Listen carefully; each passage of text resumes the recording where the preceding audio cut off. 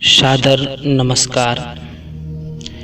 मैं कुछ नाम ले रहा हूँ और ये सब जर्मन विद्वानों के नाम हैं। अब मैं बताऊंगा कि इन नामों की भारतीय वैदिक परंपरा के प्रति क्या विचारधारा और क्या कार्यधारा थी। इन्होंने वेद को किस प्रकार से मनन चिंतन किया। Schopenhauer, Max Muller, Heinrich Zimmer, Hermann Oldenberg, Alfred Hillebrandt, K F Geldner, Hermann Lommel, Hermann बर्मर, Hermann Grassmann, Alfred Ludwig, Walter Wust, स्कर्ट, पाल्डुशेन आदि जर्मन विद्वानों की सुदीर्घ परंपरा है, जिन्होंने वेद विद्या के अध्ययन की महत्ता प्रतिपादित की। सन 1846 में मैक्स मूलर ने आचार्य सायण के भाष्य सहित संपूर्ण ऋग्वेद संहिता का संपादन कर उसे प्रकाशित किया था। इस दिशा में मैक्स मूलर को प्रेरित करने वाले फ्रांसीसी विद्वान थे यूजीन बर्नाफ। रुडोल्फ फोन राथ की कृति वेदों के साहित्य और इतिहास के विषय में मैक्स मूलर से 3 वर्ष पहले ही आ चुकी थी। राथ के शिष्यों में कार्ल एफ गेल्डनर सन 1852 से 1929 में उन्होंने ऋग्वेद का अनुवाद किया था। बाद में इसका अनुवाद अल्फ्रेड लुडविग सन 1832 से 1911 के बीच प्रकाशित करवाते हैं। जर्मनी में सबसे पहले सामवेद का संपादन और अनुवाद किया गया था। थियोडोर वेनफे सन 1809 से 1881 सन 1884 में उसका प्रकाशन किया था।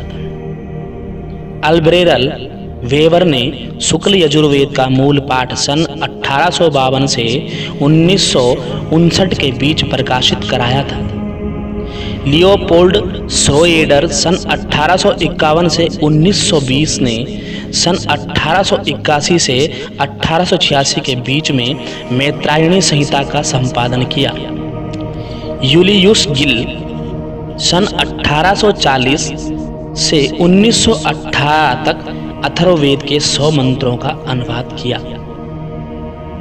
अल्फ्रेड हिलब्रांट ने सन 1853 से 1927 तक 2 खंडों में वैदिक पुराण कथा नामक महत्वपूर्ण ग्रंथ प्रकाशित किया। हर्मन ओल्डेनबर्ग ने सन 1854 से 1920 में वेदों के धर्म पर एक महत्वपूर्ण ग्रंथ की रचना की थी और ऋग्वेद पर जो व्याख्यात्मक टिप्पणियां लिखी वैदिक अध्ययन के क्षेत्र में उन्हें महत्वपूर्ण माना जाता है। हेनरिक जिमर ने प्राचीन भारत में जीवन नामक ग्रंथ लिखा। प्राचीन भारत में जीवन इस नाम का ग्रंथ लिखा, जिसमें वैदिक भारत के सामाजिक तथा सांस्कृतिक पक्षों का चित्रण है। मैक्स मूलर वेद विद्या के अनुसंधान द्वारा भारतवर्ष के उस स्वरूप को पहचान सके थे जिसके संबंध में उन्होंने लिखा है कि यदि मुझसे पूछा जाए कि संपूर्ण मानव समाज में सबसे अधिक बौद्धिक विकास कहाँ हुआ, कहाँ सबसे बड़ी जटिल समस्याओं पर विचार हुआ, तो मैं कह सकता हूँ कि वह भारतवर्ष है।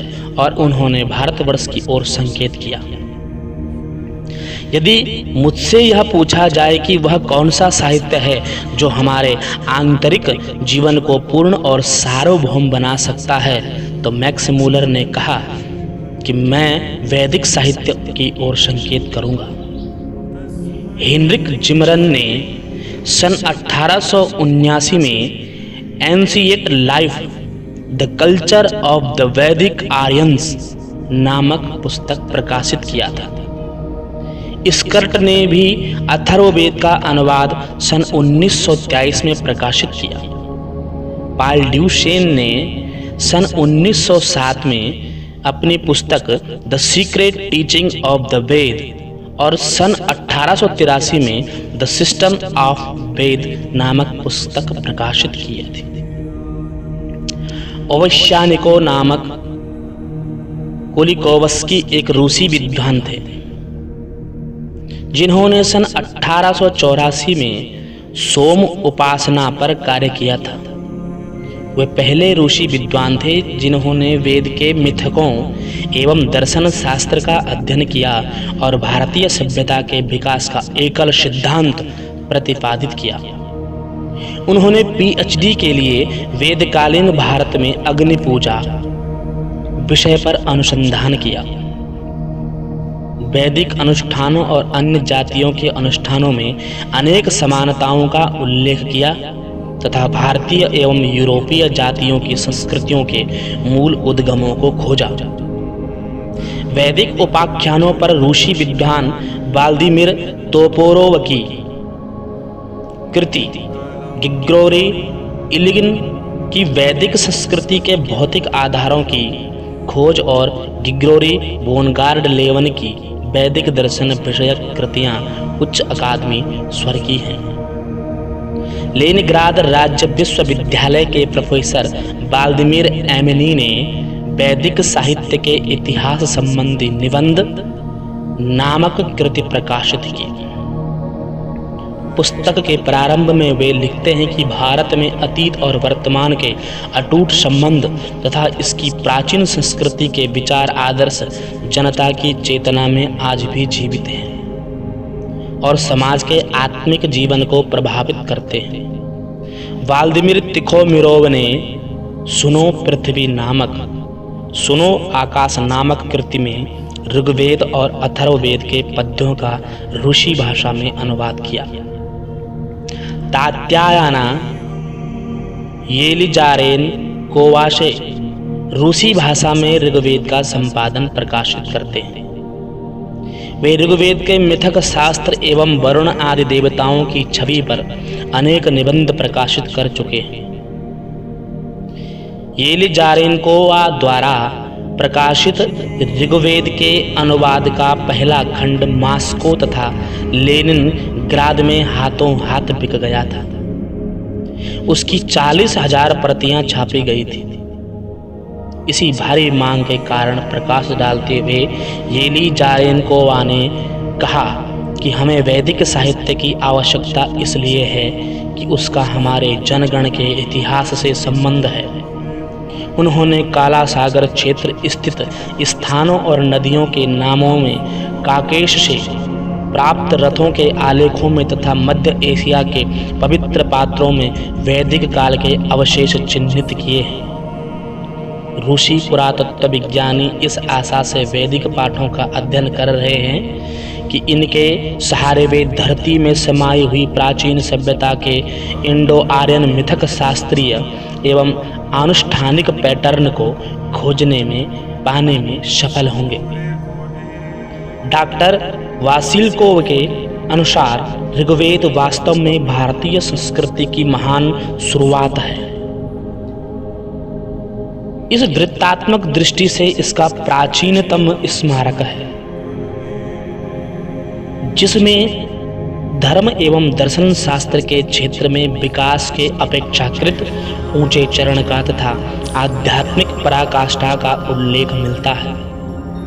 इसके साथ ही इसमें स्लाव जन के साथ साथ सेल्ट, ग्रीक, जर्मन तथा अन्य इंडो यूरोपीय जातियों की संस्कृति की प्राचीन आधारशिलाओं के साथ सादृश्य भी दिखाई पड़ता है।